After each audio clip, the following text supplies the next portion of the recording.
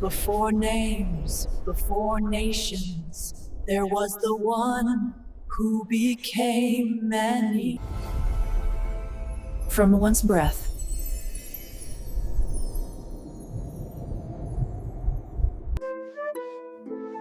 He is called by many names, born to broken mothers.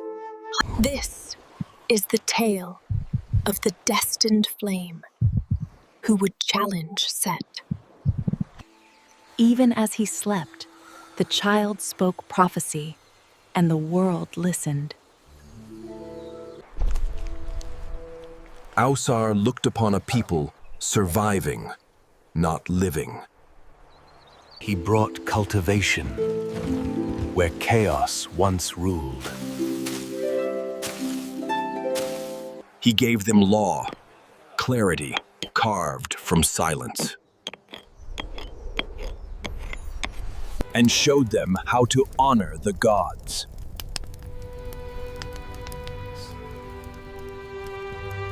He walked the earth without a sword, only presence. His voice was persuasion, his music a bond. To the Greeks, he became Dionysus, the civilizer. Ausar sowed order, carved justice, and sang peace. While Ausar traveled, Auset kept order with vigilance and grace. But Set, in secret, devised betrayal, measuring his brother for a trap. He presented a coffin carved with stars and beauty to delight the court. He joked. It belongs to the one it fits. A riddle laced with doom. Ausar entered, unknowing. Set's blade was not steel, but betrayal. They bore the casket to the river, hearts heavy with guiltless treason. It drifted through the Tanitic mouth, forever cursed by this crime. It was the 17th of Athir, when the sun entered Scorpion, and Ausar vanished. The best spirits of Chemis were the first to cry out, wild guardians who felt the shift in Ma'at. And from their cries, the word panic was born. When Auset heard, she cut her hair, donned sorrow, and the land remembered. She wandered, tireless, desperate, questioning every soul she passed. Even the children she questioned, and they had seen the path of the coffin. They showed her the river's mouth, where betrayal had flowed to sea. From children's cries in holy places, Egyptians divined the future. Coptor, named for loss, for cutting, for the mourning of a queen. Auset saw the proof, a garland of melalote left with her sister. Fearing Set, the mother hid the child, her truth in danger. With the help of dogs, Auset followed the scent of fate. After great toil and trouble, she found the sacred boy. She embraced him, not as an orphan, but as Destiny's child. She named him Anubis, guardian and guide of the gods. And as dogs protect men, so Anubis now protects the divine. The coffin washed ashore near Byblos, guided by waves, not force. A heather bush grew rapidly, enfolding the coffin within its massive trunk. Auset came to Byblos, silent and sorrowful. She braided hair and infused it with divine fragrance. Fascinated with her maiden's hair, the queen summoned Auset to the palace. Would you be my nursemaid? Nursemaid. Yes, my love.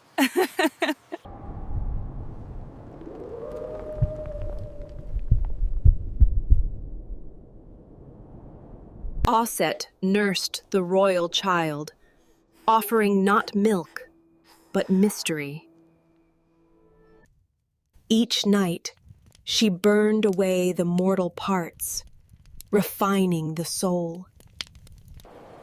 She became a swallow, wailing as she circled the wooden pillar. What is going on? How could she do such a thing?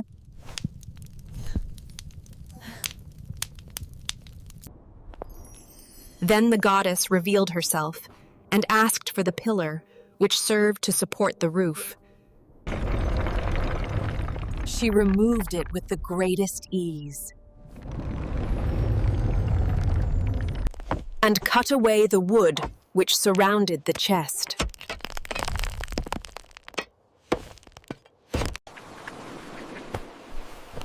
Then she wrapped up the wood in a linen cloth.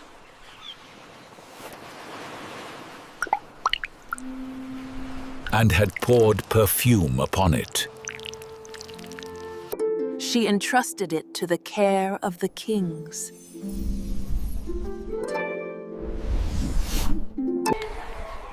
To this day, the people of Byblos venerate the wood. Then the goddess threw herself down upon the coffin with a dreadful wailing. The cries were so great, the younger of the king's sons expired on the spot. The elder son she kept with her. She placed the coffin on board a boat she put out from land.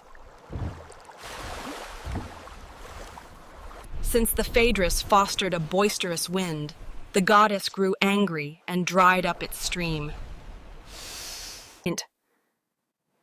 In a place of seclusion, Auset opened the coffin and wept. She laid her face upon his and caressed him as grief became worship. A child wandered quietly into the sacred sorrow. She turned to him with the terrible gaze of divine mourning. He could not endure the look, and passed, or fell into the sea, as others say.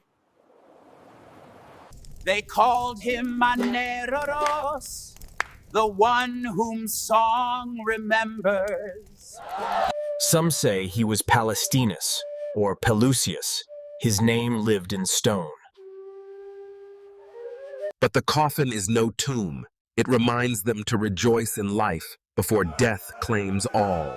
Maneros! Auset hid the coffin in Buto, where Heru was raised in silence and safety. But Set, hunting under the moon, found what was meant to be lost. He divided Ausar's body into 14 parts and scattered them across the land. Auset began her search again, sailing the swamps in sacred silence. Through sacred marshes she moved, seeking limbs scattered by betrayal. And the crocodiles did not harm her, for even beasts bowed to her purpose. One piece at a time, she retrieved the king, her love, her mission, her memory. For every part she found, Auset held a funeral, and many tombs rose in his name. Others say she made effigies, gifts of divine deception. So if Set should triumph, he'd never find the real tomb of the king. But one part was lost, the sacred phallus, taken by the river. No! Lepidotus, sea bream, and pike, never to be eaten, sacred in their sin. So she fashioned a sacred replica and consecrated it with rites of renewal. And to this day, Egypt celebrates, honoring fertility, resurrection, and the undying Ausar. From beyond the veil, Ausar returned to prepare his son for battle.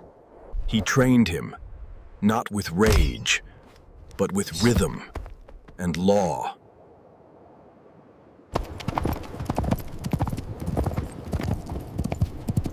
What beast would you choose?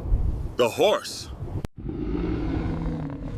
A lion helps a man survive, but a horse ends the battle. I am pleased. My son is ready. The heir of justice would now strike.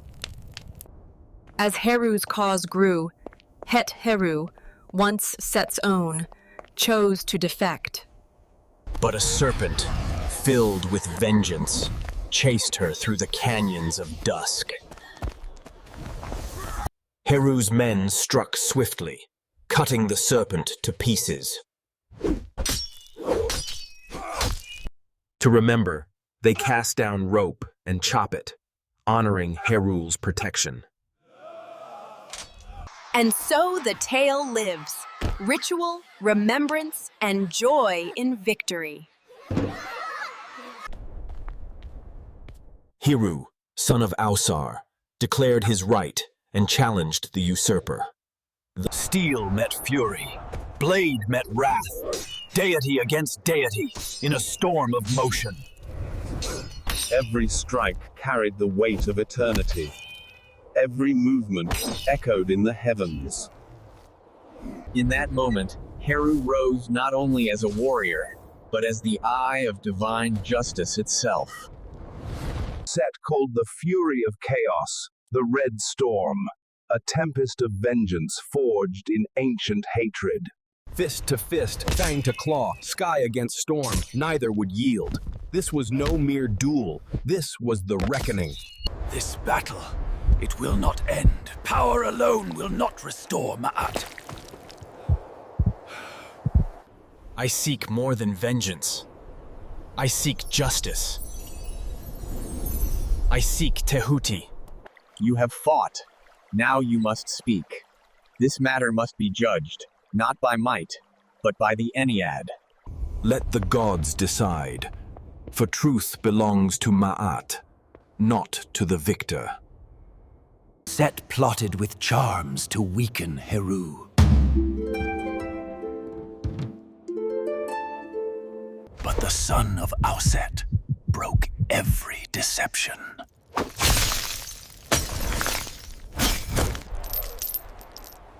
The battle raged for days, and Heru stood triumphant. But Auset, given the power to destroy, chose to release him. How could you? He does not deserve to live, after all that he's done. You are not worthy of this. I will restore honor to my father. My lady, you must forgive the blindness of youth. If you are to rule, you must decide through Ma'at, not emotions, my son. The path is walked again and again. The child lives in you. The world waits for your rising.